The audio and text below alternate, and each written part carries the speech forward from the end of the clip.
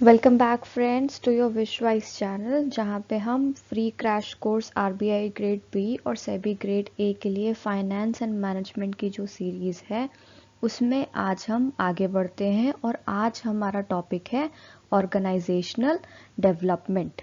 ठीक है, तो इससे पहले कि हम आगे और इस कंटेंट की तरफ बढ़ें, उसके पहले मैं आपको रिमाइंड करा दूं कि टेलीग्राम चैनल जो है विशवाइज का, उसकी लिंक आपकी स्क्रीन पे दी हुई है। आप उसको चैनल ज्वाइन कर सकते हैं और वहाँ से पीडीएफ जो आपका जो हमारा कंटेंट जो है उसका पीडीएफ फॉर्म जो है वो आप वहाँ से एक्सेस कर सकते हैं। चलिए देखें आगे।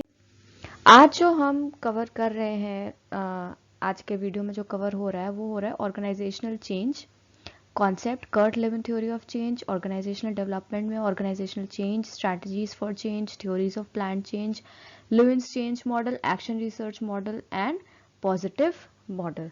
ठीक है, तो ये जो पूरा आपका ये वाला हाईलाइटेड पोर्शन है वो हम इस वीडियो में कवर करेंगे। पहले आते हैं हमारा concept. Organizational development can be described as a long-range effort to improve organizations' problem-solving and renewal processes, particularly through more effective and collaborative management of organizational culture, often with the assistance of a change agent or catalyst and the use of the theory and technology of applied behavioral science. Okay, when we are talking about development, ठीक है, तो जब हम organisation के development की बात कर रहे हैं तो हम किस चीज से रिलेट कर रहे हैं? जो लॉन्ग रेंज का एफर्ट होगा to improve organisations problem solving and renewal processes. ठीक है, कैसे करना है? Through more effective and collaborative management जो कि उस ऑर्गेनाइजेशन कल्चर में प्रेजेंट है। ठीक है, या फिर आप असिस्टेंस भी ले सकते हैं चेंज एजेंट की या कैटलिस्ट की, या फिर थ्योरी और टेक्नोलॉजी को यूज में ला सकते हैं जो कि अप्लाइड बिहेवियरल साइंसेस से आता है। ठीक, Warren Bennis has referred to organizational development as a response to change, a complex educational strategy intended to change the beliefs, attitudes, values, and structure of organization so that they can better adapt to new technologies, marketing, and challenges, and the dizzying rate of change itself. Organization development is the process of improving organizations. When we are talking about the development, we are directly focusing on improvement. Okay, the process is carefully planned and implemented to benefit the organization, its employees and its stakeholders. जो उसका improvement का process है, ठीक है, वो बिल्कुल properly plan किया जाता है और जब उसको implement किया जाता है तो उसके benefits किसके फेवर में होते हैं? ऑर्गेनाइजेशन के फेवर में, एम्प्लॉयज और उसके स्टेक होल्डर्स के फेवर में। फाइन। द क्लाइंट ऑर्गेनाइजेशन में be an entire company, public agency, non-profit organization, volunteer group, or a smaller part of a larger organization. The change process supports improvement of the organization or group as a whole. The client and consultant work together to gather data, define issues, and determine a suitable course of action. The organization is assessed to create an understanding of the current situation and to identify opportunities for change that will meet business objectives. Next, we have what are the goals of organizational development. First is create an open and problem solving atmosphere in the organization. An open and problem solving atmosphere in an organization will not only facilitate the overall functioning of the organization but also promote employee satisfaction and motivation. ठीक है, जहाँ पे आप काम करते हैं अगर वहाँ का environment बहुत ही strict या बहुत ही you are forced upon things और बहुत ही क्लोज्ड एटमॉस्फेयर है तो वहां पे आप खुल के काम नहीं कर पाओगे। ठीक है, you will not reach your maximum potential there and you will not feel even motivated. तो उस पर्टिकुलर प्रॉब्लम को सॉल्व करने के लिए क्या होना चाहिए? एक ओपन और प्रॉब्लम सॉल्विंग एटमॉस्फेयर होना चाहिए एक ऑर्गेनाइजेशन का। ठीक है, जिससे जो एम्प्लॉयज हैं वो सेटिस्फाइड हों और मोटिवेटेड रहें अपने वर्क को लेकर। नेक्स्ट है हमारे पास the authority should be associated with the role, status, knowledge and competence. This goal will help develop a positive relationship between superiors and subordinates, thus creating a conducive environment in the organization.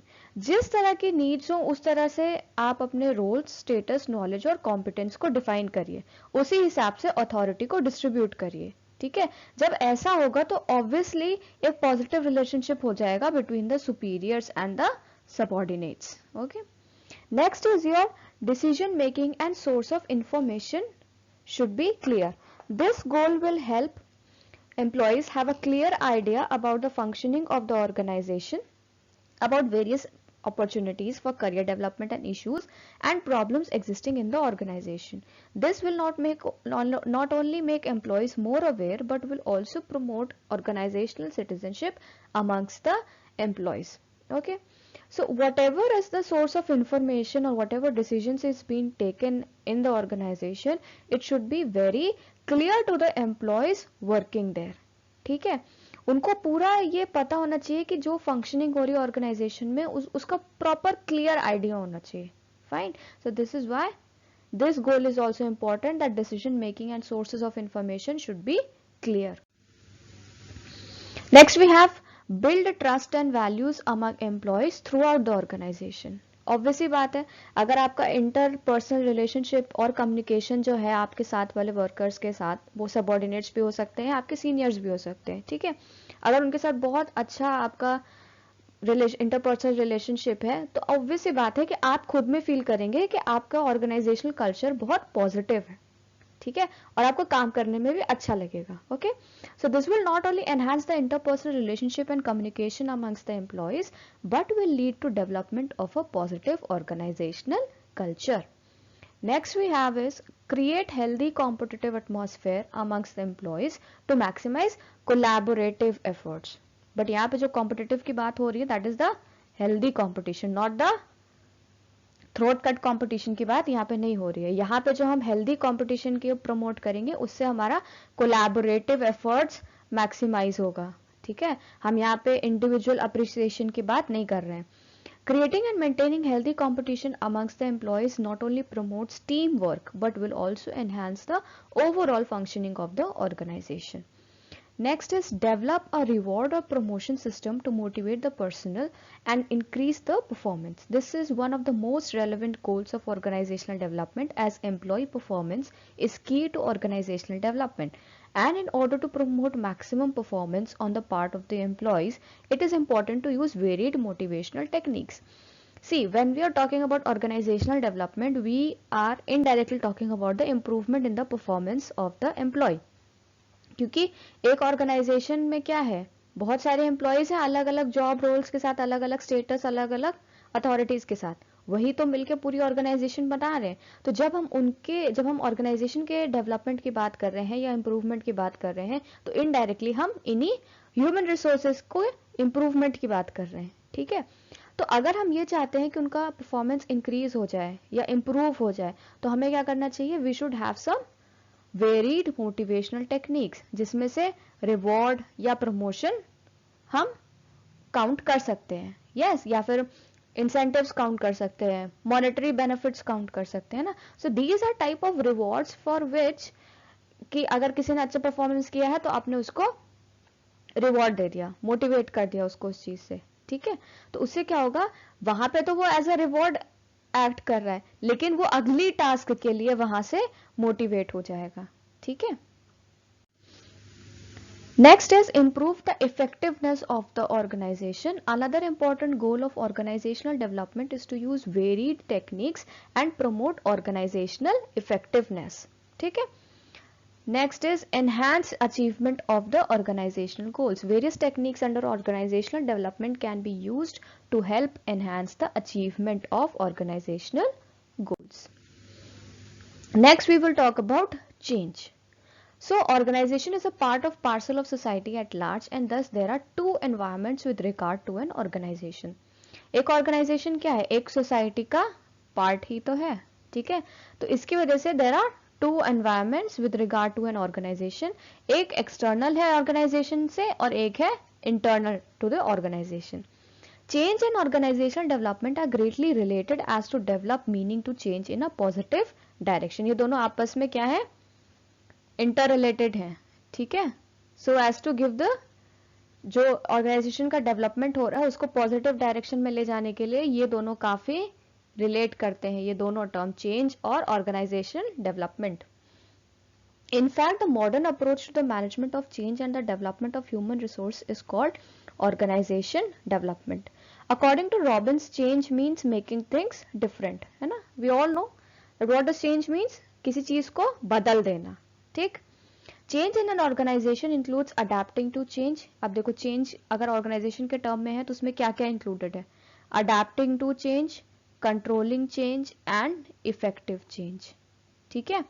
It can also be described as a shift in the external situation, is situational and happens at a given time and space.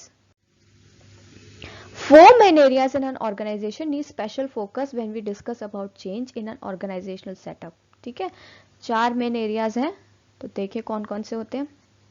Changing organisational structure पहला है. इससे क्या है, with globalisation, competition and technological advancements, it becomes necessary that changes are made in the structure of the organisation. Thus, this one of the most important changes that can be brought about in an organization, that the one will call for planning and a lot of effort and involvement of management and employee at all levels. ठीक है. देखिए जब globalisation का हम एक sentence बहुत जगह पढ़ते हैं, यूज करते हैं, और आजकल तो प्रैक्टिकली देख भी रहे हैं, that globalisation has made the earth a small village.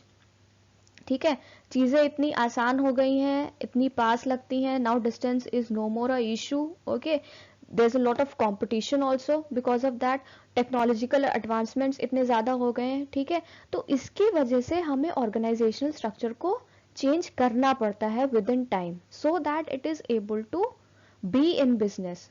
ठीक है, ताकि वो जो लेटेस्ट जो भी चल रहा है उसके अकॉर्डिंग वो फंक्शन करे. इट शुड नॉट बी कि जो पास्ट में चीजें चल रही थी वो वहीं पे वहां जाके अटक गई हैं चीजें. ठीक है, अगर ऐसा होगा तो आप तो बिजनेस के वो you get loss in business, है ना, और आपका काम अच्छा नहीं होगा. सब कुछ होते हुए भी काम अच्छा नहीं होगा. ठीक है, आप पीछे पीछे पीछे पीछे पीछे होते ही चले जाएंगे.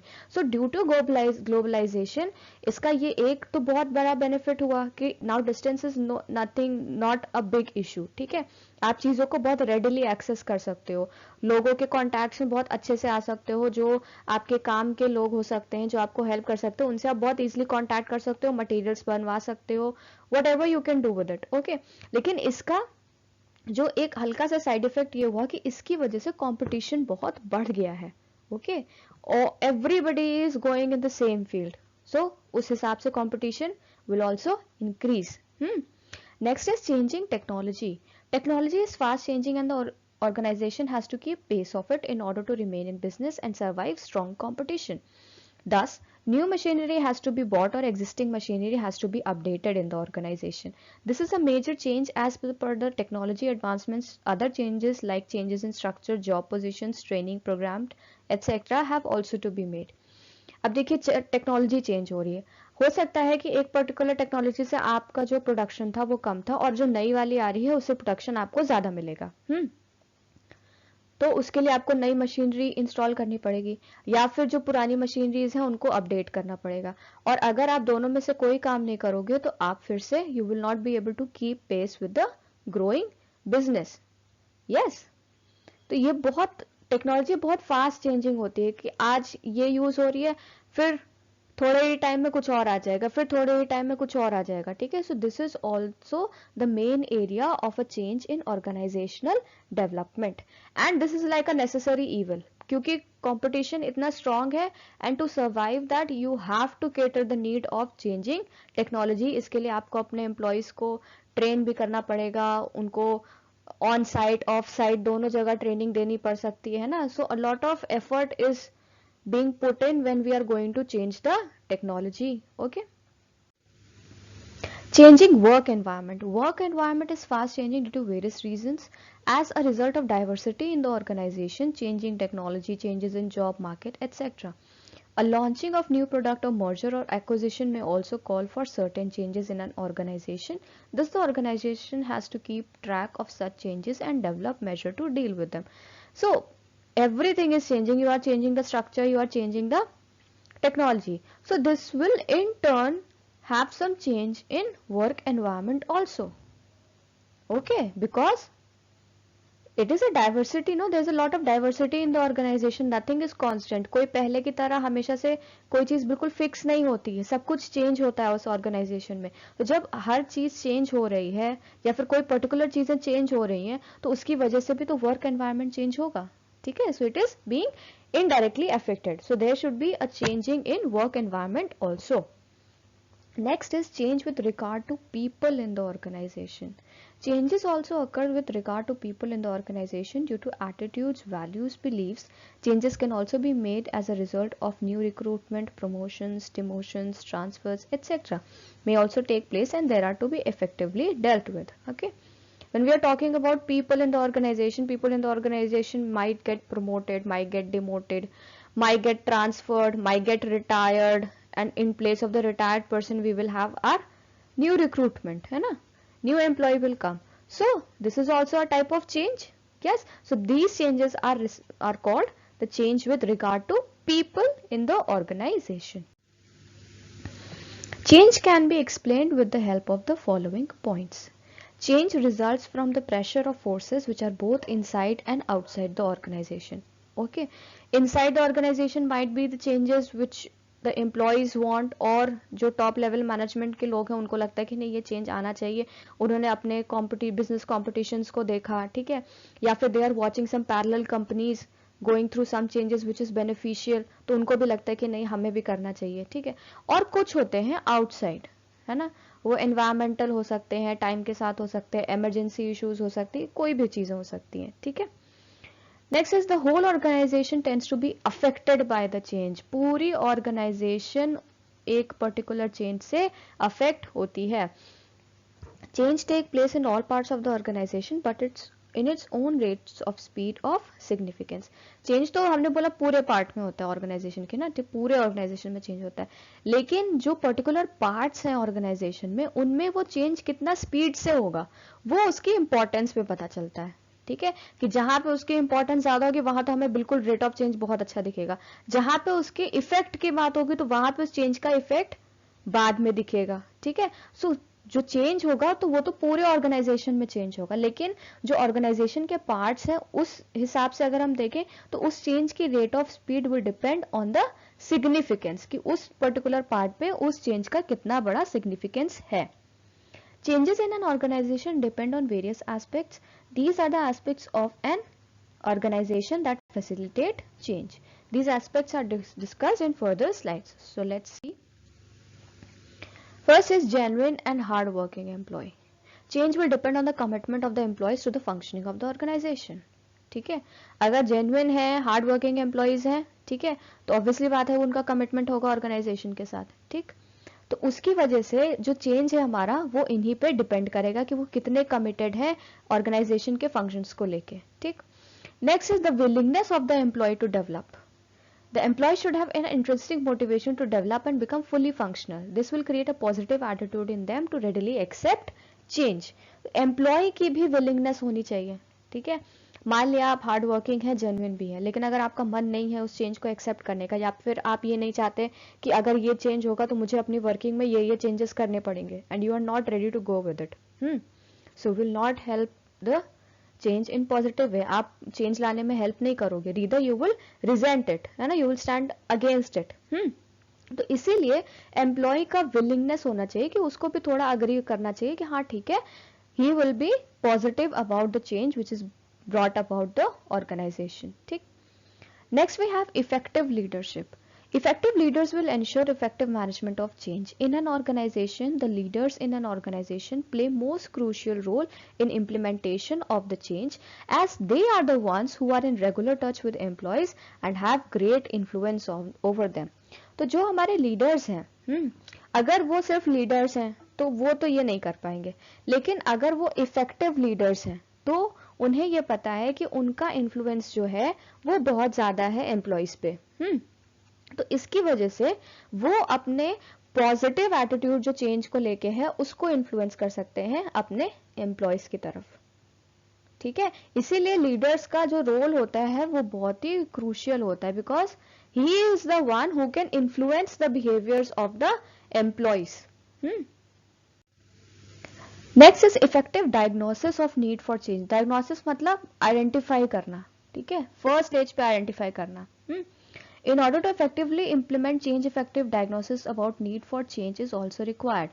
The strategy to be employed for implementation of change will depend on the diagnosis. Diagnosis बिल्कुल वैसा है कि जब हमें लगता है कि हम बीमार हैं, हम डॉक्टर के पास जाते हैं, ठीक है। डॉक्टर क्या करता है, हमारा डायग्नोसिस करता है, ठीक है, कि अच्छा ये इनको फीवर है या इनको वायरल है या टाइफॉइड है। जब वो चीज पता चल जाती है तब इम्प्लीमेंटेशन होता है मेडिसिन का, कि हाँ वो क्या लिख के दे रहे हैं, और उसके बाद आपकी मेडिसिन की डोजेस पता चलती है कि हाँ कब कैसे क्या करना है आपको, क्या कैसे खाने के पहले खानी है, खाने के बाद खानी है, दिन में कितनी बार लेनी है। So all this goes behind the diagnosis, after diagnosis it is done. Same way में यहाँ पे भी सबसे पहले डायग्नोसिस होना चाहिए नीड फॉर चेंज के लिए, ठीक है। जब ये पता चल जाएगा उसके बाद हम स्ट्रैटेजी बनाएंगे कि किस तरह से उस चेंज को इंप्लीमेंट करना है। ओके अगर डॉक्टर गलत डायग्नोसिस कर देगा तो गलत मेडिसिन खा लेंगे, और गलत मेडिसिन आप खा लेंगे तो आप ठीक नहीं होंगे, आप और बीमार पड़ सकते हैं। सेम बात ऑर्गेनाइजेशन के साथ होती है, ठीक है। अगर ऑर्गेनाइजेशन में इफेक्टिव डायग्नोसिस नहीं होगा चेंज का, ठीक है, गलत चेंजेस अगर आप लेके आ गए या फिर बिल्कुल चेंज लेके नहीं आए और उसका इंप्लीमेंटेशन भी उस तरीके से हो गया, तो organisation will suffer in this, ठीक है। तो इसीलिए डायग्नोसिस नहीं, effective diagnosis, no very perfect diagnosis होना चाहिए। Next is commitment of leaders in the organization to diagnosis, implementation and evaluation. As we discussed about effective leadership, in the same way the leaders should be committed and participate fully in the process of diagnosis, implementation and evaluation of change process. Now we will deal with types of change. First one is developmental change. These changes enhance or rectify existing aspects of an organization. It is connected with improvement in, क्या क्या है developmental change में, improvement in process, methods और performance standards of the organisation. These types of changes are very necessary to remain in competition. In this type of change, the employees are trained in the new techniques. ये क्यों जरूरी है? क्योंकि जो employees हैं उनको हर नई टेक्निक के साथ ट्रेन किया जा रहा है। क्यों ट्रेन किया जा रहा है? ताकि वो पर्टिकुलर ऑर्गेनाइजेशन कंपटीशन में रहे, that particular organisation should remain in business, ठीक है। तो इसीलिए developmental change is very important. Next is transitional change. This type of change replaces existing process or procedures with something that is completely new. ये इसका feature है transitional change का, कि जो एग्जिस्टिंग प्रोसेस होगी या जो प्रोसीजर्स चल रहे होंगे या जो स्टेप्स चल रहे होंगे उनको बिल्कुल ही नए चीज में बदलना, ठीक है। The period during which an old process is being changed into a new is called the transitional phase. It is more challenging to implement transitional change than developmental change. Developmental में तो आप ट्रेनिंग दे रहे हो new techniques की, ठीक है, लेकिन old techniques को पूरी तरह रिमूव करके वो बात नहीं करी जा रही है, ठीक। ट्रांजिशनल में क्या हो रहा है, ये बहुत ज्यादा चैलेंजिंग क्यों है? क्योंकि जो एग्जिस्टिंग स्ट्रक्चर है उसको ही आप पूरा चेंज करो। अब एग्जिस्टिंग स्ट्रक्चर वो किसी भी चीज का हो सकता है, वो पॉलिसीज का हो सकता है, रूल्स का हो सकता है, फंक्शनल एरिया का हो सकता है, मैनेजमेंट एरिया का हो सकता है, ठीक है, या फिर कुछ पर्टिकुलर मशीन, जो मशीन ट्रेनिंग्स हो सकती हैं उसका हो सकता है, ठीक है। तो इसीलिए ये बहुत चैलेंजिंग है. Next is transformational change. It is also known as radical, fundamental और क्वांटम चेंज. तो इस चेंज को और क्या क्या कहते हैं? रेडिकल, फंडामेंटल और quantum change. This occurs after the transition period. They may involve both developmental and transitional change. ठीक है, ये ट्रांजिशन चेंज के बाद होता है, ठीक। जो ट्रांजिशन पीरियड हमने अभी पढ़ा उसके बाद ट्रांसफॉर्मेशनल चेंजेस आते हैं. These changes involve the whole or larger part of the organization. The change is related with shape, size, structure, processes, culture and strategy of the organization.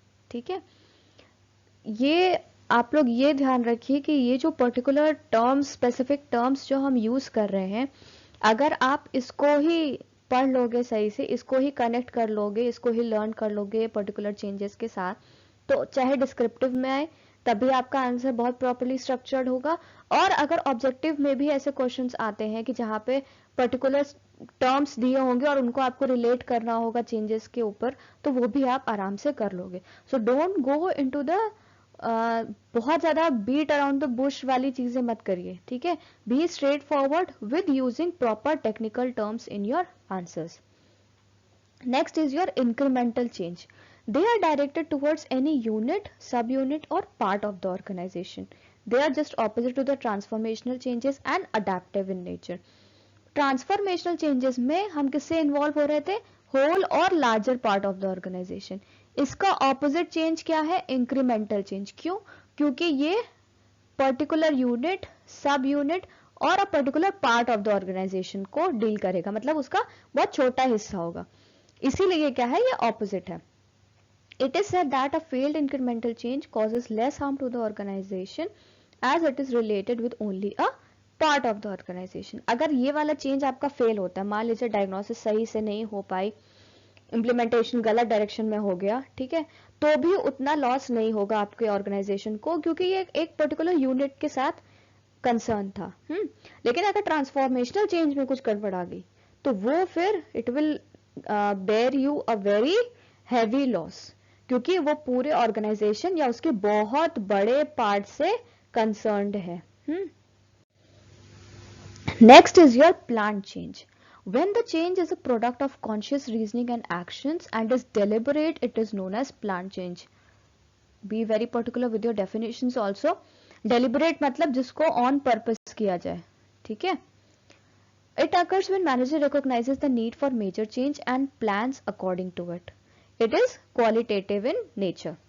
While thinking of planned change, the manager must communicate the vision to each and everyone involved in the change process and establish the support elements that are necessary for the success of change. Fine. Now we come to unplanned change, just the opposite of that. They actually occur due to some major or sudden surprise to the organization. It is also known as emergent or reactive change. They are generally imposed by some external factors or internal factors and are beyond the control of management. This leads to high disorganization.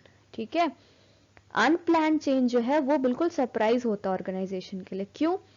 क्योंकि जितने particular scenarios हो सकते हैं एक organisation के साथ, both externally या internally, उनके बारे में पहले से कुछ प्लानिंग होती है ना। हमें जो स्टेप्स ऑफ एक्शंस हैं या सीरीज ऑफ एक्शंस हैं वो बिल्कुल हो सकता है डायरेक्टली ना पता हो, लेकिन हाँ ये पता होता है कि किस डायरेक्शन में हमें जाना है, या जो पहले के एक्सपीरियंसेस हो सकते हैं उनसे हम अपने रिजल्ट्स को ड्रॉ कर सकते हैं कि हाँ अभी ये ऐसे से ऐसा हो गया तो हमें क्या करना है।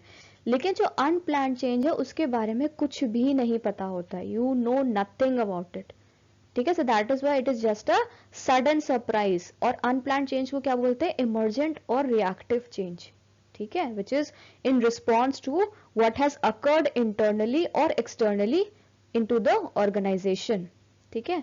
जैसे अभी हमारा जब पैंडेमिक हुआ था, नोबडी थॉट कि ऐसा भी कभी हो सकता है या ऐसी सिचुएशन आएगी तो हमें क्या करना पड़ेगा, है ना, how we will deal with it. तो उससे क्या हुआ था? हाई डिसऑर्गेनाइजेशन हुआ था। यस। Strategies for change. पहला है directive strategy. In this strategy authority and power of the manager is use to manage things. अब यहां से आप टर्म्स को पकड़िए। डायरेक्टिव है तो कौन इन्वॉल्व है? मैनेजर है, ठीक है। उसकी क्या सारी अथॉरिटी एंड पावर किसके में है? मैनेजर के हाथ में, क्योंकि वही रिस्पॉन्सिबल है चेंज को मैनेज करने में। This is mostly used by top level management with no or minimum involvement of others. Basically there is no involvement, okay. तो कौन यूज करेगा? टॉप लेवल मैनेजमेंट यूज करता है। The advantage of this strategy is that it can be undertaken quickly as it involves less number of people, ठीक है, जल्दी हो जाती है क्योंकि बहुत कम लोग इन्वॉल्व हैं, तो उसको हम सॉर्ट आउट जल्दी कर लेते हैं। The disadvantage of this strategy is that it does not consider the opinion of others who are involved और affected by these changes.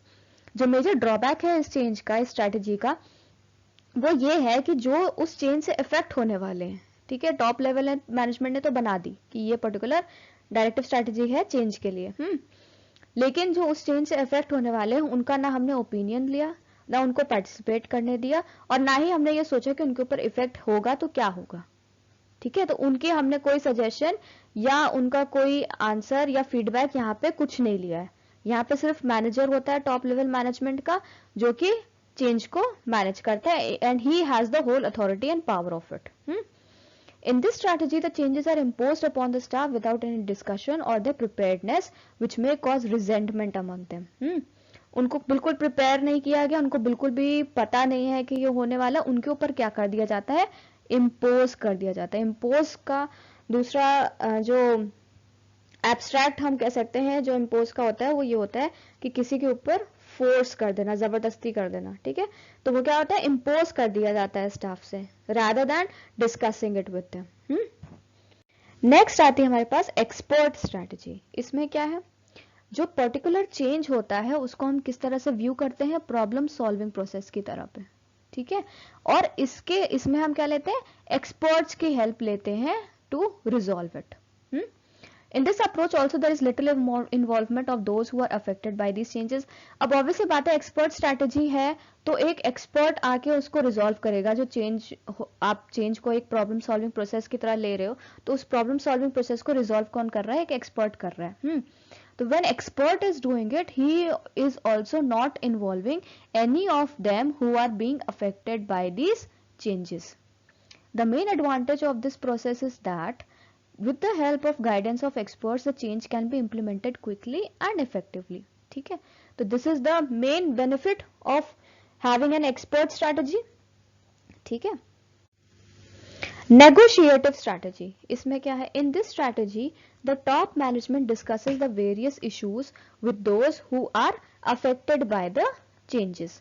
This approach involves negotiation and bargaining on the part of the top management to implement the changes in the organization. ठीक है, यहाँ पे discussion हो रहा है। ठीक है, जो लोग उस चेंज से इफेक्ट होंगे उनके साथ डिस्कशन होता है। The changes to be made are discussed and the methods of implementation and the possible outcomes are also agreed upon. यहाँ पे impose नहीं हो रहा है, यहाँ पे वो लोग खुद अग्री करेंगे। ठीक है, दोनों पार्टीज को अग्री करना है पर्टिकुलर चीजों पे। The major advantage is that this approach have major involvement of all those who are affected by these changes, which results in participation and support from all. अब बाकी दो में क्या था, रिजेंटमेंट हो सकता था एम्प्लॉय की तरफ से। रिजेंटमेंट मतलब उसके अगेंस्ट जा सकते थे चेंज के, लेकिन यहाँ पे दोनों की सहमति से हो रहा है। ठीक है, तो यहाँ पे पार्टिसिपेशन और सपोर्ट पूरा होता है, वहां पे रिजेंटमेंट का कोई पर्टिकुलर रूम नहीं है इस चीज में, नेगोशिएटिव स्ट्रैटेजी में। The main advantage of this approach is that it takes longer to implement the changes. Another disadvantage is that it is difficult to predict all the possible outcomes. In this approach, the changes made are not always per the expectations of the managers. ठीक है, ये implement होने में time लगता है क्योंकि बहुत सारे लोग इन्वॉल्व हैं, सबके साथ डिस्कशन करना है, सबके कुछ ना कुछ इश्यूज होंगे। और दूसरी बात यह है कि यहाँ पे नेगोशिएशन और बार्गेनिंग हो रही है पर्टिकुलर चीज को लेके। ठीक है, तो एक मैनेजर ने जो एक्सपेक्टेड उसका जो आउटकम रहा होगा किसी भी चीज का, चेंज का या whatever we can take in concern, ठीक है, तो उससे वो उसकी पर्टिकुलर रियलिटी से डिफर कर जाता है। उसने कुछ सोचा, नेगोशिएट और बार्गेन करते करते करते जो चेंजेस का इम्प्लीमेंटेशन है वो किसी और लेवल पे आ गया। ठीक है, सो दैट इज वाई ये जो नेगोशिएटिव स्ट्रेटजी है इसका ये एक पर्टिकुलर ड्रॉबैक भी है, क्योंकि जो चेंज हम लेके आ रहे थे वो किसी पर्टिकुलर चीज को टारगेट किया हुआ था उसने, है ना, कुछ प्री डिफाइंड गोल्स या प्री डिफाइंड ऑब्जेक्टिव्स थे जिनको हमें फुलफिल करना था। लेकिन जब हमने सबसे बात की तो सबने अपने इश्यूज बताए और उसकी वजह से स्ट्रैटेजीज में कुछ नेगोशिएशंस और बार्गेनिंग्स हो गई। तो ऑब्वियस सी बात है कि जो प्री डिफाइंड गोल्स थे, प्री डिटरमाइंड ऑब्जेक्टिव्स थे, उसमें भी चेंजेस आ गए। So that is why it is not always per the expectation of the managers, क्योंकि इसमें नेगोशिएशन और बार्गेनिंग की वजह से चेंजेस आ जाते हैं। और देर भी लगती है इंप्लीमेंटेशन के लिए, क्योंकि पहले आप एक चेंज को डायग्नोस करोगे, उसको इम्प्लीमेंट करने से पहले आप दूसरों से डिस्कशन कर रहे हो, उनके इश्यूज सुन रहे हो कि अगर ये आएगा तो वो कैसे इफेक्ट होंगे, फिर उनको आप सपोर्ट करोगे कि ऐसा नहीं होगा। ठीक है, so there is a lot of going on in this process. ठीक है, और ये भी है कि एक ऑर्गेनाइजेशन के पास बहुत सारे एम्प्लॉयज होते हैं। ठीक है, किसी के कुछ इश्यूज हैं, किसी के कुछ इश्यूज हैं। हो सकता है कि कुछ इश्यूज हम अभी रिजॉल्व नहीं कर सकते, लेकिन नेगोशिएटिव स्ट्रैटेजी का पार्ट यही है, ठीक है। तो हमें उनको भी रिजॉल्व करना पड़ेगा, उनको भी सुनना पड़ेगा, उनको भी डिस्कस करना पड़ेगा, क्योंकि एट द एंड वो भी तो अफेक्ट हो रहे हैं ना चेंजेस की वजह से, ठीक है। सो तो इसीलिए ये बहुत टाइम लेता है, because a lot of people are involved in this. Next is educative strategy. This approach is based on redefining and reinterpreting people's norms and values, thus motivating them to support the changes being made. अब यहाँ पे क्या होता है, redefine होंगे और reinterpret करेंगे लोगों के नॉर्म्स और वैल्यूज को, ठीक है। क्यों करेंगे? सो दैट कि वो मोटिवेट हो जाए और चेंज को सपोर्ट करें। Here the main attention is on them who are involved in the process of change. यहाँ पे मेन अटेंशन किसके ऊपर है? जो लोग इन्वॉल्व है चेंज के ऊपर। The theory behind this approach is that people's behavior and mindset is governed by social norms and values, and to change them first, these existing norms and values must be changed and redefined, and for this education, training, consultation must be needed. The advantage of this approach is that it helps in developing positive commitment to the changes being implemented. Thus, this approach brings the support and participation of the individuals in the organization. Major disadvantage क्या है? That it takes longer to implement because of involvement of several people. Same disadvantage है, ठीक है। लेकिन यहाँ पे क्या है? यहाँ पे पूरा फोकस सिर्फ उन लोगों पे है जो कि उस प्रोसेस ऑफ चेंज से इफेक्ट हो रहे हैं, ठीक है। उनको हम एजुकेट कर रहे हैं, ट्रेनिंग दे रहे हैं, कंसल्टेशन करा रहे हैं, ताकि वो पूरी तरह से हमारे सपोर्ट में आ जाए। फिर आते हैं, नेक्स्ट है हमारा participative strategy. It is based on participation, hence it has got the name of participative strategy of all individuals in the change process. Though the decisions are taken by the top level management, discussions and meetings are held for taking the view of the individuals before implementing the change. The focus is on full involvement of those who are affected by the changes. The views of the experts and consultants are also sought. इसमें सब कोई होता है, ठीक है। आप experts को भी लेके आते हो, कंसल्टेंट्स भी होते हैं, जो लोग उस चेंज से अफेक्ट हो रहे हैं उनको भी लेके आते हो, जो आपके टॉप लेवल मैनेजमेंट है उनको, वो भी होते हैं इसमें, ठीक है। So this is the participation of every, no, you can say every functional unit of an organization. The major advantage is participation and involvement of all, so the change process has support of all. It gives individuals an opportunity to increase their skills and knowledge about the organization and its functioning. The main advantage is that it takes long. Disadvantage क्या है इसका? फिर से वही है, क्योंकि जहां पे भी ज्यादा लोग इन्वॉल्व हो गए पर्टिकुलर डिस्कशन के लिए और उस डिस्कशन पे बेस्ड रिजल्ट के लिए, तो वहां पे उस पर्टिकुलर प्रोसेस का इम्प्लीमेंटेशन टाइम लेगा, ठीक है। It is not only time consuming but costly also because of number of meetings and discussions. Moreover, it is difficult to predict the possible outcome, so this strategy is more complex to manage and requires more resources and cost. बार बार आप meeting करेंगे, तो वो time consuming भी है, ठीक। अब कुछ meetings जो बिजनेस मीटिंग्स या फॉर्मल मीटिंग्स होती हैं उसके लिए आपको जगह बुक करनी पड़ेगी, ठीक है। कुछ रिफ्रेशमेंट्स वगैरह का अरेंजमेंट करना पड़ेगा, ठीक। तो उसमें क्या है, टाइम तो कंज्यूम हो ही रहा है, लेकिन उसके साथ साथ आपकी रिसोर्सेज भी कंज्यूम हो रही हैं, ठीक है। कॉस्टली पड़ रहा है आपको, ठीक। और कितना भी आप पार्टिसिपेशन में हो जाओ, ठीक है, कितने भी लोगों को पार्टिसिपेट करा लो इसमें जो ऑर्गेनाइजेशन से रिलेटेड है, तब भी आप हर पॉसिबल आउटकम को प्रिडिक्ट नहीं कर सकते, है ना। It is beyond the human control, ठीक। सो ये स्ट्रैटेजी क्या हो जाती है फिर, ये बहुत कॉम्प्लेक्स हो जाती है मैनेज करने में, ठीक है, और ये ज्यादा रिसोर्सेस और कॉस्ट लेती है, ठीक। Now resistance to change. Change, no matter how dynamic and constant a phenomena is, often received with resistance from the employees. ठीक है, चेंज कितना भी डायनेमिक हो या कांस्टेंट हो, वो एक पर्टिकुलर ऐसी चीज है जिसको रेजिस्टेंस मिला है एम्प्लॉइज से, ठीक है। वो 100% वेलकमिंग नहीं होते हैं चेंज को लेके, they are somewhat, no, they have somewhat resentment against the changes, वो नहीं चाहते कि ये हो। This is mainly due to the insecurities and lack of clear idea about the consequences of change. Some of the factors that cause resistance to change are as follows.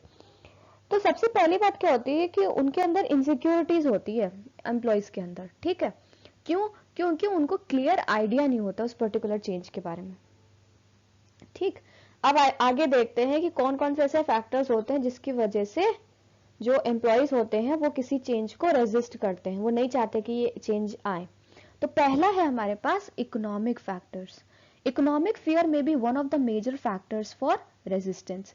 There is fear amongst the employees that they may lose their jobs as a result of change in technology. ये बहुत बहुत common economic factor है और ये बहुत common fear है कि ये होता है कि अगर टेक्नोलॉजी में चेंज होगा तो उनके पास लैक ऑफ स्किल्स हैं, उसकी वजह से उनकी जॉब जा सकती है, ठीक है।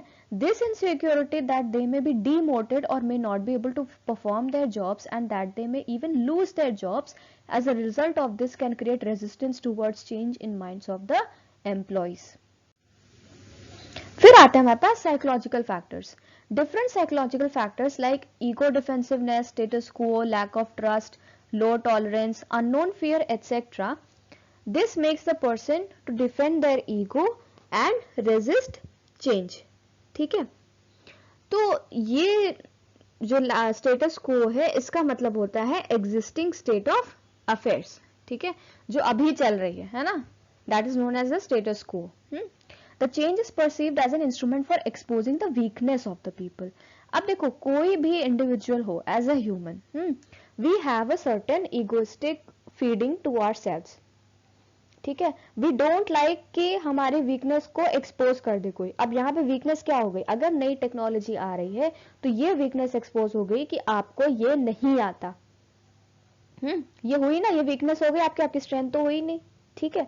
तो उसकी वजह से क्या होता है कि लोग उससे डिस्टर्ब हो जाते हैं। लेकिन वो क्या करते हैं, how will they answer this disturbance, they will answer this disturbance by resisting the change. वो अपने में कमी नहीं मानेंगे, हाँ अपने में कमी नहीं मानेंगे कि हाँ ये चीजें चेंज हो गई हैं तो हमें मतलब हम ट्रेंड हो जाएंगे या फिर हम इम्प्रूव कर लेंगे, क्योंकि अगर हम अपनी कमी मानेंगे तभी इम्प्रूव होंगे। लेकिन हम क्या कह रहे हैं कि we are perfect and fine, ये चेंज खराब है, ये चेंज अगर नहीं हो तो फिर वी आर फाइन, अच्छे से काम तो कर रहे हैं, ठीक है। So the reason behind this is people don't want to get disturbed in their existing equilibrium of life and work. जो जिस उस पे काम कर रहे थे, जिस प्रोसेस पे काम कर रहे थे, जिस वे में काम कर रहे थे, जिस तरह काम कर रहे थे, they are very happy. उन्होंने एक इक्विलिब्रियम बना लिया था लाइफ और वर्क का कि हाँ या अब लाइफ और वर्क का पूरा प्रॉपर एक बैलेंस हुआ है, ठीक है। तो अब उसकी वजह से जो चेंज आएगा अब फिर वो इक्विलिब्रियम शिफ्ट होगा, ठीक है। हो सकता है काम ज्यादा करना पड़ जाए, ओके। तो वो उसको अवॉइड करते हैं, वो नहीं चाहते कि उनकी जो उन्होंने इक्विलिब्रियम मेंटेन किया हुआ है लाइफ ऑफ वर्क का वो डिस्टर्ब हो। This shows that people have very low level of tolerance for change and ambiguity as compared to others. When people have low degree of confidence, then person also fears for unknown and show resistance to change efforts. Social factors. People desire to maintain existing social interaction and feel satisfied. If there is any change, their existing social interactions are also likely to change, which people do not want and therefore resist for change. हमारे जो social interactions है, they play a great role in our life. ठीक है, जैसे कभी जब हम पहले स्कूल जाते थे, स्कूल भी वही था, क्लास भी वही थी, सब कुछ वही था, but at if one day your friend is absent, okay, पूरे स्कूल का एनवायरनमेंट आपके लिए चेंज हो जाता था। वहां पे क्या होता था, आपके लिए सोशल फैक्टर चेंज हो गया था। सिर्फ आपके फ्रेंड्स ही तो नहीं आए थे, है ना, बाकी तो सब आए थे, क्लासमेट्स आए थे, टीचर्स आए थे, आपका गेम्स पीरियड भी हुआ, ठीक है, सब कुछ हुआ, लेकिन आपने एंजॉय नहीं किया। क्यों? क्योंकि आपका सोशल इंटरेक्शन जो था वो चेंज होगा। चेंज कैसे हो गया कि आप जिससे बहुत ज्यादा बात करते थे वो तो था ही नहीं उस दिन, तो वहां पे आपको एक एम्प्टीनेस लगेगी। तो इसीलिए क्या होता है कि हम ऐसे चेंजेस को रेजिस्ट कर जाते हैं, क्योंकि हमारा जो सोशल इंटरेक्शन है वो बहुत एक इंपॉर्टेंट पार्ट प्ले करता है हमारी लाइफ में। एंड बेसिकली हम ये भी कह सकते हैं कि it is the social interaction that keeps the human going.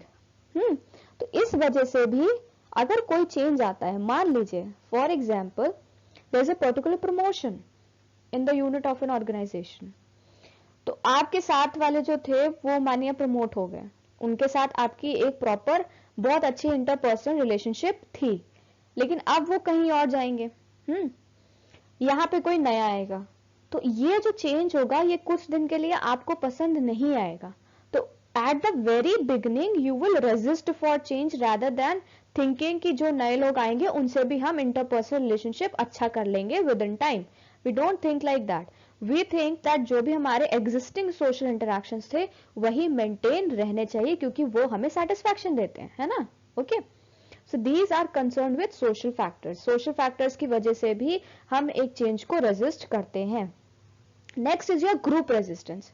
Group dynamics like forces in the group who determines behaviour of its members.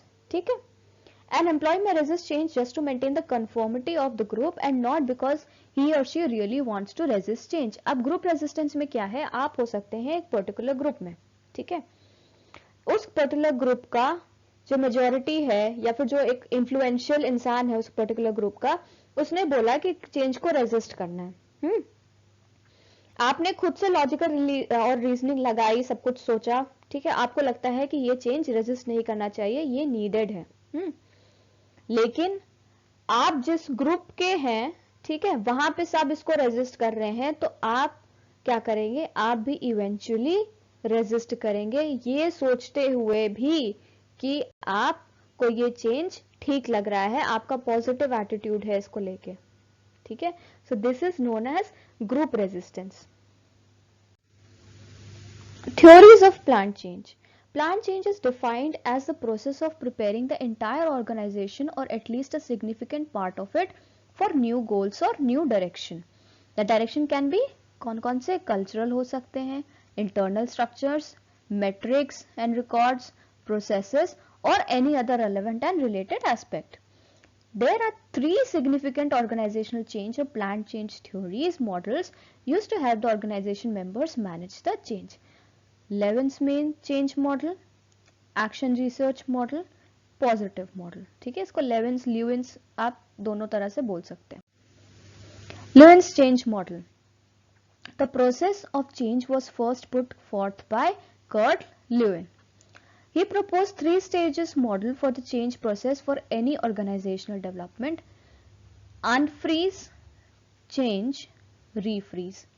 Unfreeze में क्या है, रिकॉग्नाइज करो चेंज को, डिटरमाइन करो, ठीक है, व्हाट नीड्स टू चेंज, ठीक है, एनकरेज करो ओल्ड बिहेवियर्स को, रिप्लेस करो एटीट्यूड से, स्ट्रॉन्ग सपोर्ट एंश्योर करो, ठीक है, और अंडरस्टैंड और मैनेज करो डाउट्स और कंसर्न्स को।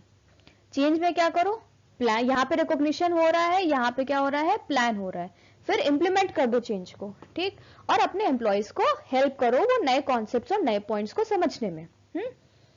फिर यहाँ पे क्या हो रहा है, चेंजेस को रीइंफोर्स करो, स्टेबलाइज कर दो, अब उसको इंटीग्रेट करो नॉर्मल वे से, जो चेंज हुआ है वो उस चेंज को न्यू नॉर्मल करो, वो चेंज नहीं लगना चाहिए, अब वो पार्ट रेगुलर हो जाना चाहिए। Develop ways to sustain the change, और उसके बाद सेलिब्रेट सक्सेस। इसको और डिटेल में देखते हैं। Unfreezing, to move people from this frozen state to unfreeze them to make them change ready. Unfreezing is basically making them change ready. Significant effort is required. Obviously बात है, आप किसी चीज को, किसी को रेडी कर रहे हो पर्टिकुलर चेंज के लिए, तो उसके लिए बहुत ज्यादा एफर्ट चाहिए। This stage mainly focuses on creating motivation and readiness to change amongst the employees. The manager as change agent have to assume the responsibility to break open the shell of complacency and self-righteousness among their subordinates. यहाँ पे managers का बहुत crucial role हो जाता है। Manager has to identify the background factors contributing to resistance. Subordinates may resist change for economic, social और personal reasons. यहाँ पे manager के पास background factors होंगे इस particular change को resist करने में, उनको भी identify करना होता है, ठीक है। और जो सबॉर्डिनेट्स हैं वो रेजिस्ट कर सकते हैं चेंज को इकोनॉमिक, सोशल और पर्सनल रीजन से। अभी हमने सारे रीजंस पढ़े थे कि क्यों एक चेंज रेजिस्ट होता है। फिर आता है the interplay among the several factors are responsible for resistance have to be isolated. आप हर एक पर्टिकुलर रेजिस्टेंस को आइसोलेट करके देखो कि क्या क्या चीजें हैं जो हमारे चेंज को रेजिस्ट कर सकती हैं।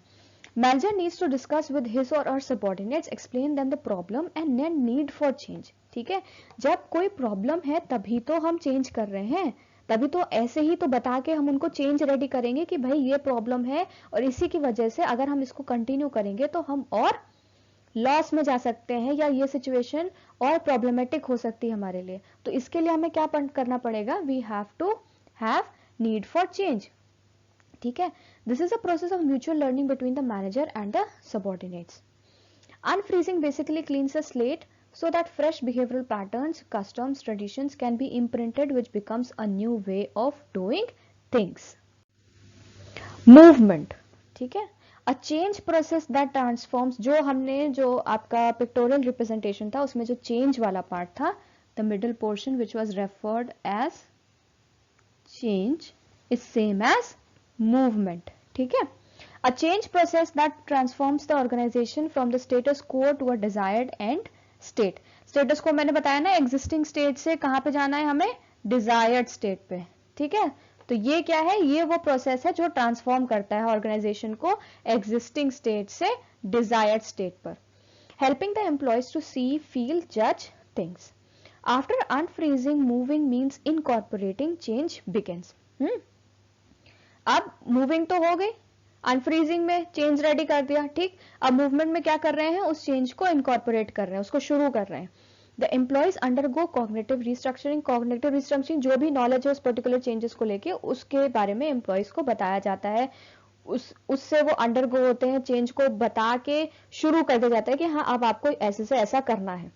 This is done with the help of compliance, identification and internalisation.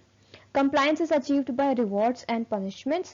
Under identification, employees are psychologically impressed upon to select the role model and modify behavior. Internalization involves internal changing of individuals' thought process in order to adjust to a new environment.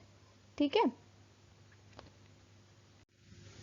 रीफ्रीजिंग क्या है, putting down roots again and establishing the new place of stability. Refreeze कर दिया, changes हो गए हमारे, अब उसको stable भी करना है।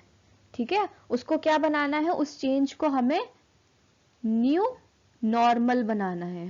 ठीक है, it should not be surprising to anybody now, है ना, it should be the regular way. अब वो क्या हो जाना चाहिए, रेगुलर वे हो जाना चाहिए। ठीक है, so this relates to integrating the new behavior into person's personality and attitude. It refers as stabilization. This stage comes when new behavior takes a new form of normal, that is the new normal. ये stage कब आ जाती है, जब हमारा जो नया behavior है वो new normal बन जाता है। New behavior replaces the old on permanent basis. ठीक है, पुराना अब वापस नहीं आएगा क्योंकि हमने क्या किया है, उसके ऊपर नई imprints डाल दी है। ठीक है, जब हमने अनफ्रीजिंग पढ़ रहे थे तो अनफ्रीजिंग में क्या था, जब रेडी स्टेट में कर रहे थे तो उसमें हमने क्या पढ़ा था कि वो बिल्कुल क्लीन स्लेट कर देता है। तो जब क्लीन स्लेट हो गई तो ओल्ड जो है वो क्या हो गया, परमानेंट बेसिस पे हट गया, और जो नया वाला है उसने उसको रिप्लेस कर दिया किस पे, परमानेंट बेसिस पे। Simultaneously, Lewin also introduced force field analysis for implementing change. This analysis identifies what forces required to push the change, what forces are likely to restrain. कौन से forces ऐसे हैं जो change को push करेंगे और कौन से forces ऐसे हैं जो change को restrain करेंगे. Lewin perceived change as occurring due to two factors, those internal to an employee and external forces that are imposed by the environment. ठीक, he also categorized external forces into driving forces and restraining forces. उन्होंने पहले division किया जो forces का, वो था internal to N employ से, और फिर external forces that are imposed by the environment. External forces को भी सब डिवाइड किया ड्राइविंग फोर्सेस में और फिर रिस्ट्रेनिंग फोर्सेस में।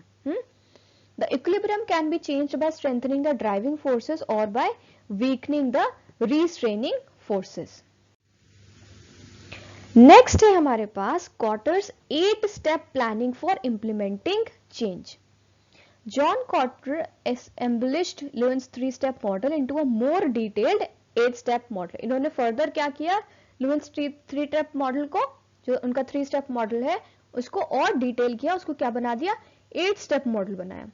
Quarter recognize that several things needed to be added, उनके हिसाब से क्या क्या ऐड होना चाहिए था, a sense of urgency around change, a coalition for managing the change, communicated vision for the change, removal of obstacles to accomplish change, the continued pursuit of change in spite of apparent victory, and anchoring of the changes into the organization's culture. First लेते हैं, establishing a sense of urgency by creating a compelling reason for why change is needed. A sense of urgency can be created amongst the employees by informing them about the reasons for requirement to bring about a change. This will to some extent help the organization deal with resistance expressed by the employees. अगर आप अपने employees को बिल्कुल बताओगे कि क्यों change हो रहा है, rather than on imposing them, ठीक है, आप उसको डिस्कस करो, उनसे बात करो, उनको इम्पोज करने के बजाय take suggestions from them, take views from them, क्योंकि वो उसमें वर्क कर रहे हैं डे टू डे। उनको कैसा लग रहा है कि ये जो आप प्रॉब्लम जिसको बता रहे हो, जिसकी वजह से चेंज लेके आना है, उनसे फीडबैक लो, ठीक है।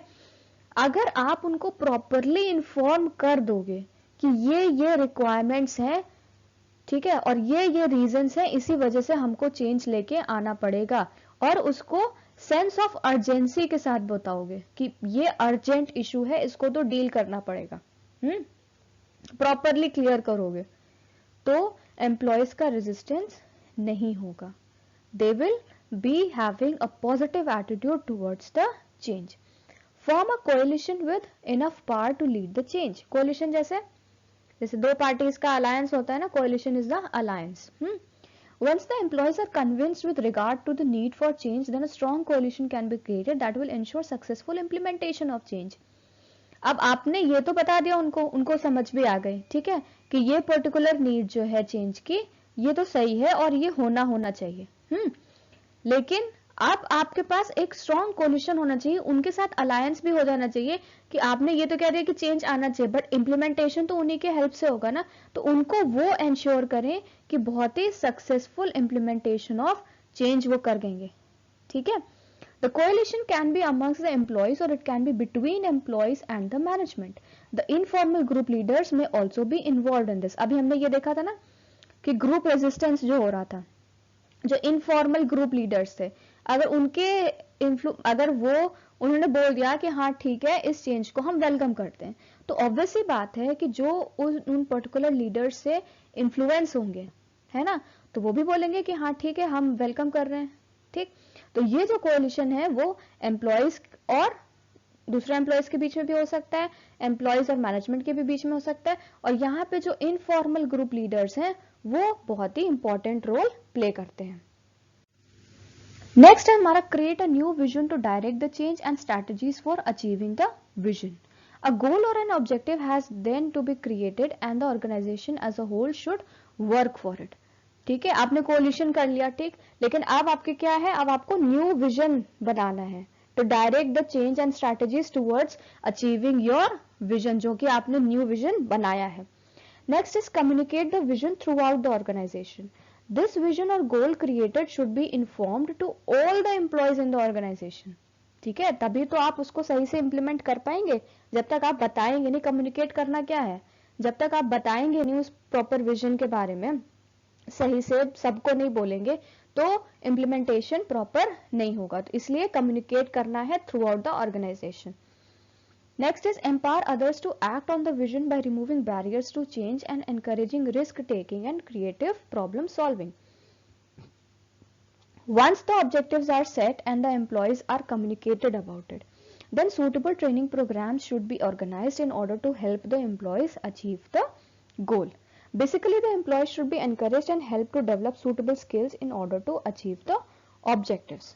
ठीक है, जब आपने कम्युनिकेशन सब कर दिया, ऑर्गेनाइजेशन में सबको बता दिया, तो अब उस चेंज, पर्टिकुलर चेंज के लिए ट्रेनिंग प्रोग्राम्स को ऑर्गेनाइज करना चाहिए, ठीक है, ताकि एक एम्प्लॉय को हेल्प मिले कि वो पर्टिकुलर गोल कैसे अचीव करेंगे। Basically the employee should be encourage and help to develop suitable skills in order to achieve the objectives. ये जो पर्टिकुलर स्किल वो आप उनको बताएंगे, उनको एनकरेज करेंगे, वो ट्रेनिंग प्रोग्राम्स के थ्रू भी हो सकता है। Plan for create and reward short-term wins that move the organization towards the new vision. The overall vision or objective to bring about change may further be divided into smaller goals and achievement of these goals may be rewarded.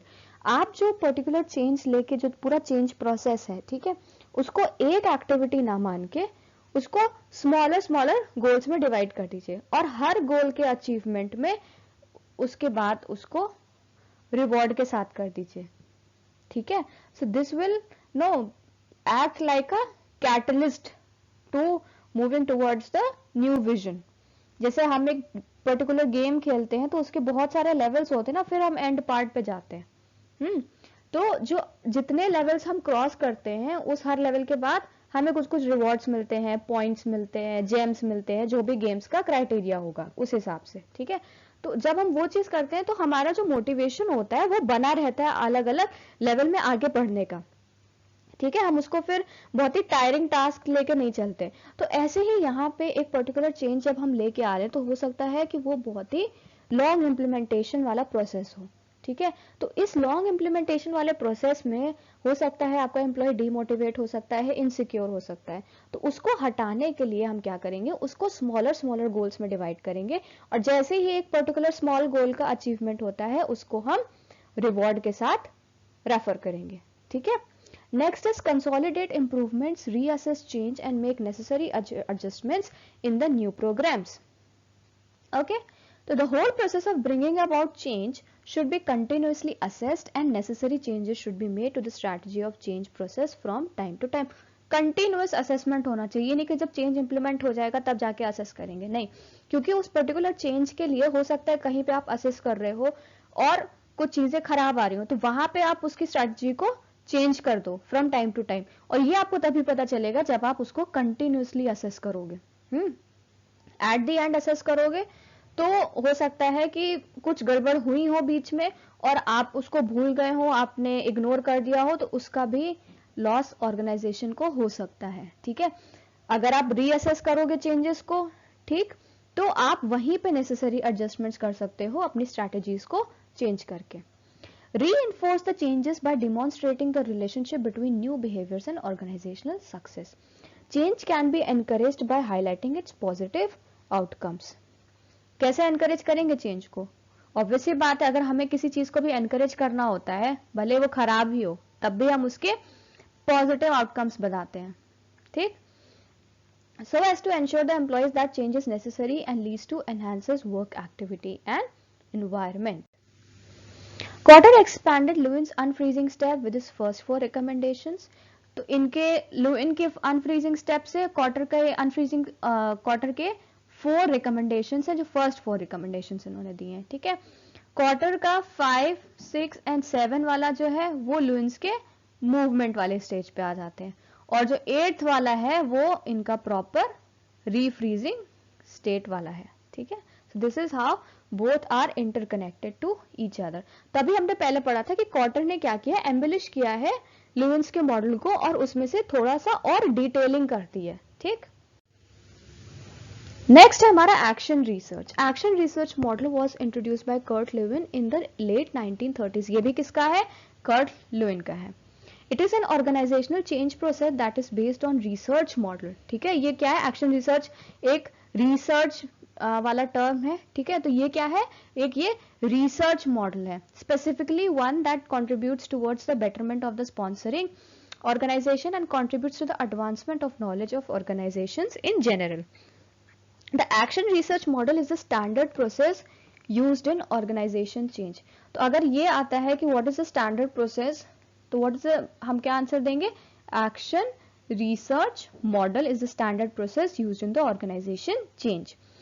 Through action research, the OD practitioner, OD means organization development practitioner, begins to understand the system in which he/she is involved, and the client group begins to take responsibility for the system in which they live. The OD professional and the client work together to realize the goals of the change process. Professional और client एक साथ work करते हैं, किस लिए, to realize the goals and change of the process. The change agent is usually an outside person who is involved in the total change process from diagnosis to evaluation. This person usually contracts with the sponsoring organization to engage in organizational research, whereas a typical change agent is called to make a specific change. Action research in organizational development provides a scientific methodology for managing planned change. ठीक है, plan change हम पहले पढ़ चुके हैं. ठीक है, तो उस प्लान चेंज के लिए अगर साइंटिफिक मेथोडोलॉजी चाहिए तो कौन देगा? वो action research. For the action research model to be successful, several conditions must be established. The problem must be owned by 2 or more members of the organization and tied to organization goals. ठीक है, ये आपस में connect करनी चाहिए. An internal or external agent helps lead the change. Employees must be involved in the feedback process. इसका मतलब ये participative होता है. ठीक है, senior leaders must be involved in leading the change and provide resources, support and involvement. ठीक. The process of action research consists of 5 steps as explained below. So first one is diagnosis. In the first step, the change agent gathers information about problems, anxieties and required changes from members of the organization. ठीक है, diagnosis मतलब identify करना. ठीक है, अब वहां पे क्या कर रहे हैं? वो प्रॉब्लम्स और जो एंजाइटीज है या फिर जो रिक्वायर्ड चेंजेस है वो किससे पता कर रहे हैं? इंफॉर्मेशन कहाँ से हो रही है? जो मेंबर्स ऑफ ऑर्गेनाइजेशन है. ठीक है, जैसे जब हम डॉक्टर के पास जाते हैं तो वो हमसे सिम्टम्स पूछते हैं कि क्या आपको टेम्परेचर हाई हो रहा था, कितने टाइम हो रहा था, खाने में कुछ दिक्कत लग रही है, you have some stomach problem या हेडेक भी हो रहा है. तो फिर वो सारे जो हमने उनको इन्फॉर्मेशन बताई होती है उसको लिंक करके वो फिर हमें बताते हैं कि हाँ आपको ये हुआ है. ठीक है, तो ऐसे ही यहाँ पे जो चेंज एजेंट है वो क्या इंफॉर्मेशन गैदर करता है कि कौन सी प्रॉब्लम्स है, क्या एंजाइटीज हैं. ठीक है, क्या किस बारे में चेंज रिक्वायर्ड है. ठीक है, तो वो सारी इंफॉर्मेशन उस ऑर्गेनाइजेशन के मेंबर से वो लेता है. This information is gathered by asking questions, interviews, review of records and listening to employees. किस फॉर्म में ले रहे हैं इंफॉर्मेशन? वो क्वेश्चंस के फॉर्म में हो सकती है, इंटरव्यूज के फॉर्म में हो सकती है, रिकॉर्ड्स का रिव्यू कर सकते हैं और listening to employees. The diagnosis will help the agent in finding out what is actually ailing the organisation. देखिए वो टर्म भी आ गया मेडिकल वाला. जब इतनी सारी इंफॉर्मेशन मिलेंगी चेंज एजेंट को तभी उसे पता चलेगा कि वो पर्टिकुलर चीज क्या है जो ऑर्गेनाइजेशन को बीमार कर रही है. एलिंग मतलब which is weakening the organisation. ठीक है, next second step is analysis. The information gathered in the first step is analyzed in this step. तभी उसको टर्म क्या मिला है सेकंड स्टेप को? एनालिसिस, क्योंकि जो इंफॉर्मेशन मिली है उसको हम एनालाइज करते हैं. The type, consistency and patterns of problems are studied. This information is analyzed into primary concerns, problem areas and possible actions. Third is feedback. In this step, the change agent will share with the employees what has been found in steps 1 and 2. Thus, the employees will be actively involved in any change program in determining what the problem is and how to create the solution. The change agent, in participation with the employees, develop action plans for bringing about any needed change. ठीक है, अब feedback क्या मिलेगा? जब उसने first और second, first में information मिली, second पे एनालिसिस किया इंफॉर्मेशन का. ठीक है, तो कुछ रिजल्ट्स बन के आए. तो वो पर्टिकुलर चीजें जो प्रॉब्लम्स थी जो आइडेंटिफाई किया गया कि हाँ ये प्रॉब्लम है, तो उस चीज को एम्प्लॉयज को बताया गया. ठीक है, और जो चेंज एजेंट है वो एम्प्लॉयज के साथ ही मिलके इसका एक एक्शन प्लान क्रिएट करेगा, इसका एक सोल्यूशन क्रिएट करेगा. ठीक है, next is action. Action plans decided in the previous step are set in motion. अब जो एक्शन प्लान आपने डिसाइड कर लिया था कि हाँ भाई ये सोल्यूशन है ऐसी ऐसी प्रॉब्लम्स का, ये चेंजेस आने चाहिए, तो अब एक्शन वाले स्टेप पे, फोर्थ स्टेप पे उनको हम इंप्लीमेंट कर देंगे. The employees and the change agent carry out the specific actions to correct the problems that have been identified. Last is evaluation. As the action research provides a scientific methodology for managing the planned change, the final step, the change agent evaluates the effectiveness. ये scientific methodology है, इसकी वजह से इसका measurement हो सकता है. Using the initial data as benchmark, any subsequent change can be compared and evaluated. तो वहां से बिल्कुल कंपैरिजन हो सकता है. अगर बेटर है स्कोर्स तो वो चीज अच्छी थी, अगर स्कोर्स और गिर गए हैं पुराने वाले बेंचमार्क से, this means that something somewhere went wrong. ये देखिए, ये इसका पिक्टोरियल रिप्रेजेंटेशन है। डायग्नोसिस फर्स्ट स्टेप होता है, फिर analysis, feedback, action, evaluation. Diagnosis basically data collection करते हैं, प्रॉब्लम्स का, परसेप्शंस का, concerns and the expected changes from the employees of the organization. Questions, interviews, secondary records, and a variety of techniques are used. Data analysis to identify the problems, patterns of behavior, etc. Inferences are drawn and the primary concerns, problem areas, and expectations are identified. Feedback. The highlights of the analysis in terms of concerns and problem areas are shared with the employee, especially those from whom data has been collected. इसमें वो लोग बहुत ज़्यादा importance रखते हैं जिन्होंने data दिया हुआ है, ठीक है, क्योंकि उन्हीं की जो प्रॉब्लम्स, जो उन्होंने आंसर्स दिए हैं, जो उन्होंने रिस्पॉन्सेज दिए हैं, उसी के बिहाफ पे हमने एक पैटर्न बना के ये बताया है कि हाँ, हमें ये प्रॉब्लम हमने आइडेंटिफाई करी है. With the help of representatives of employees, the action plan for bringing about needed change in specific areas is decided upon. Action plan is set in motion. Feedback में हम action decide कर लेते हैं कि हमें क्या करना होगा, ठीक, और action में उसे implement कर देते हैं. फिर evaluate करते हैं. This is carried out at the planned intervals to know the extent to which implementation has taken place and desired changes have been arrived at. Necessary steps may be taken or collection modification for further work. अब आता है advantages of action research model. A systematic approach to problem resolution and dealing with the challenges of the business. Action research model जो है वो क्या है, improves an organization's preparedness and proactively responding to the change by anticipating the change in advance and developing the internal mechanisms. ठीक है, जब हम diagnosis कर रहे हैं, ठीक है, या जब एनालिसिस कर रहे हैं, तो कुछ हद तक एक प्रिपेयर्डनेस हो गई है कि हाँ, the change has to come. Next step में क्या है, action research model is highly methodological and adopts a step-by-step approach which helps the OD professionals in planning and implementing interventions directed towards improving the organization's competitiveness and business situation. Scientific है, इसलिए क्या है, step by step approach होता है, ठीक है. इस वजह से OD professionals को बहुत help मिलती है particular change को planning और implement करने के लिए, ठीक है. फिर आता है, the model takes into account all the problems in a holistic manner and it is equally ensured that the problems are addressed proactively with effective solution. Holistic मतलब when we consider something as a whole, ठीक है. तो holistic इसीलिए है क्योंकि हम सबसे discuss कर रहे हैं उन चीजों को, जो डेटा हम कलेक्ट कर रहे हैं. Mainly we are collecting the data from everybody. Yes, so that is why it takes account to all the problems in a holistic manner, ठीक है. और ये इंश्योर भी करता है कि जो हर प्रॉब्लम है वो प्रोएक्टिवली एड्रेस किया जा रहा है और उसके साथ उसके इफेक्टिव सॉल्यूशंस भी this particular model is able to give. Helps in analysis of issues and developing the interventions accordingly. Action research focuses on converting the information into action, ठीक है. It is helpful in the identification of the requirements of the client and the existing potential challenges, development of a contract which involves definition of the key deliverables and the working relationship, data collection and identification of gaps, root causes of the issues, analysis of the data for setting the priorities and the plan of action, deciding on the appropriate interventions and developing a plan for implementing the interventions for achieving the intended objectives. See, a lot of identification is done through action research model.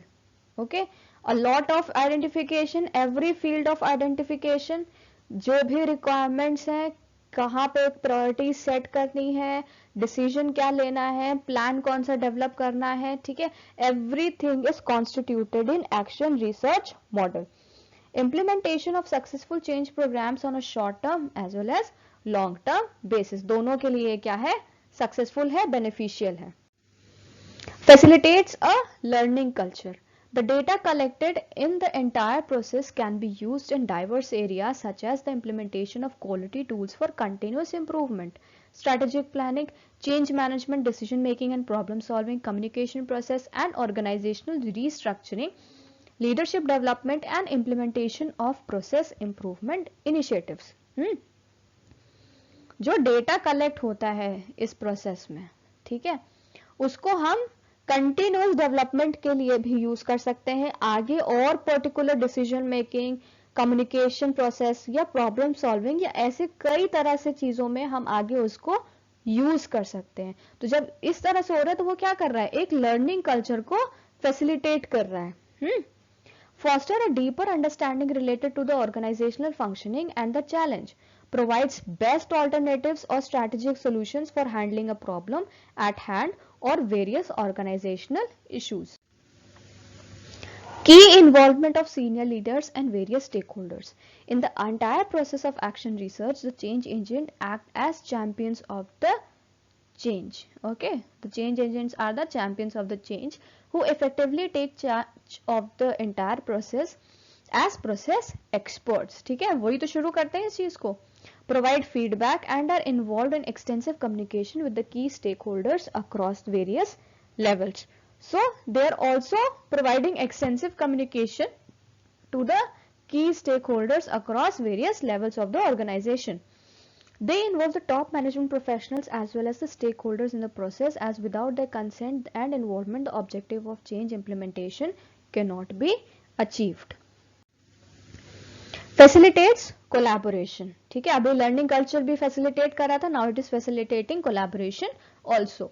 The change agent collaborates with the client in the process of identification of problems and accords specific ranks to the problems, devices, techniques or methods for identifying the real cause of the problems and develops effective plans offering realistic as well as practical solutions for addressing the problems.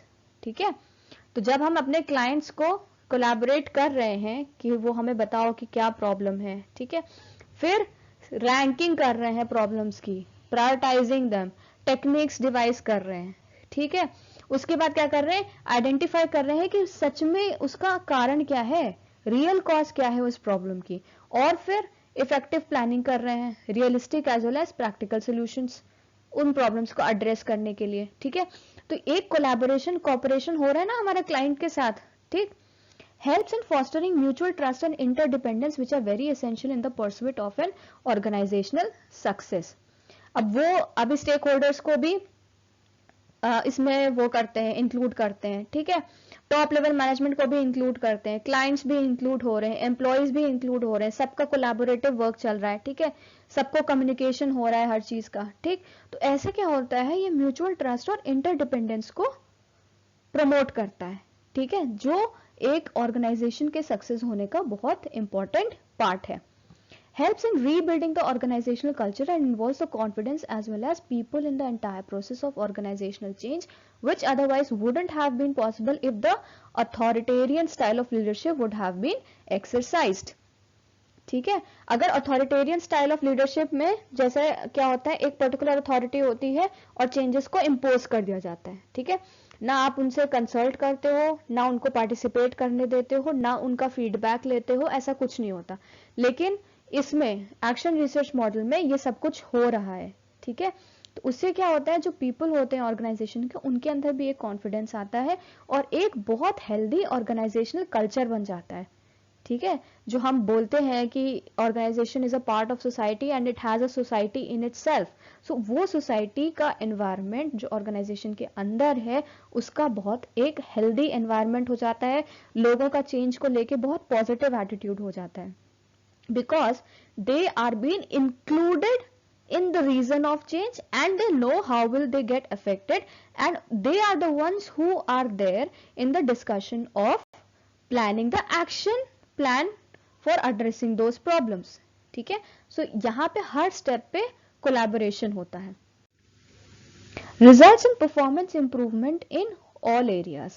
The action research model adopts a comprehensive approach to identifying the areas of improvement in all areas which may affect organizational functioning and success in the long run.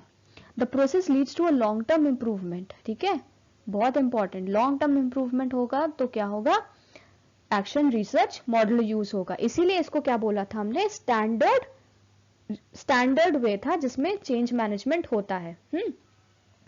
From all perspectives, by building a learning environment, facilitating knowledge and skill transfer in a better manner, and following a structured, systematic approach for organizational improvement. helps in achieving the strategic goals of the organization by facilitating an alignment between the strategic objectives and the goals of the action research intervention.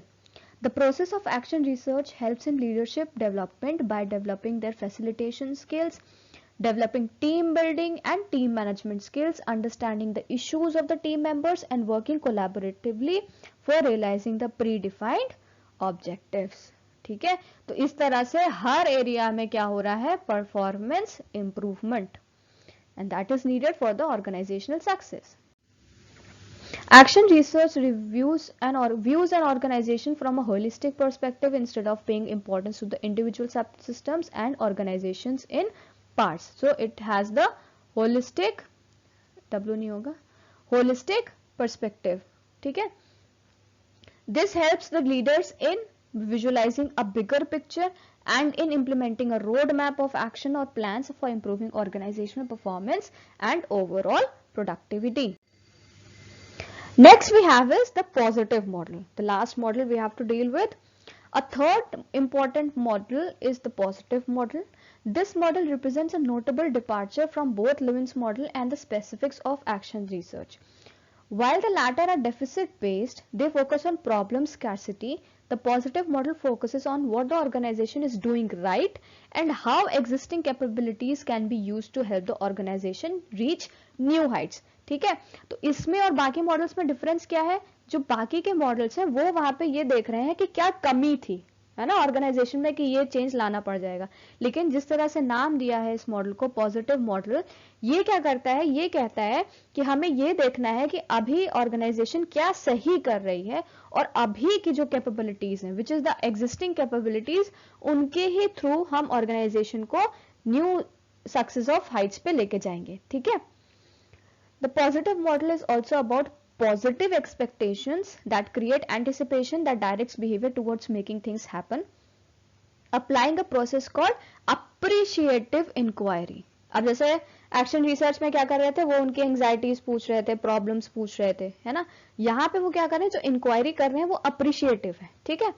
This process infuses a positive value orientation into analysing and changing organisations, promoting member involvement and creating a shared vision.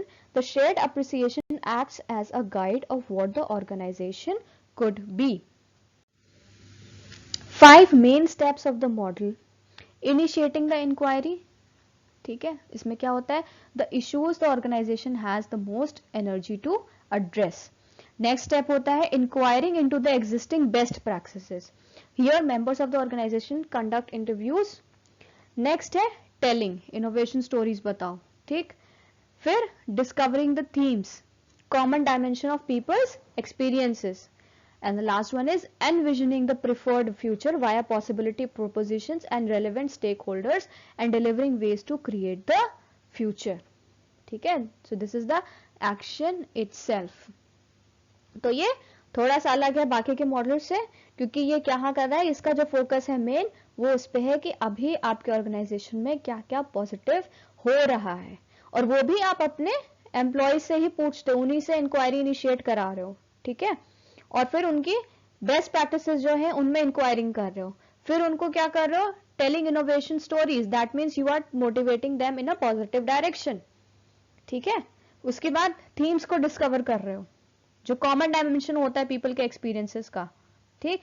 और उसके बाद आप इन जो आपके possibility propositions आपने बनाए हैं, उनको आप एक्शन में लेके आ जाइए.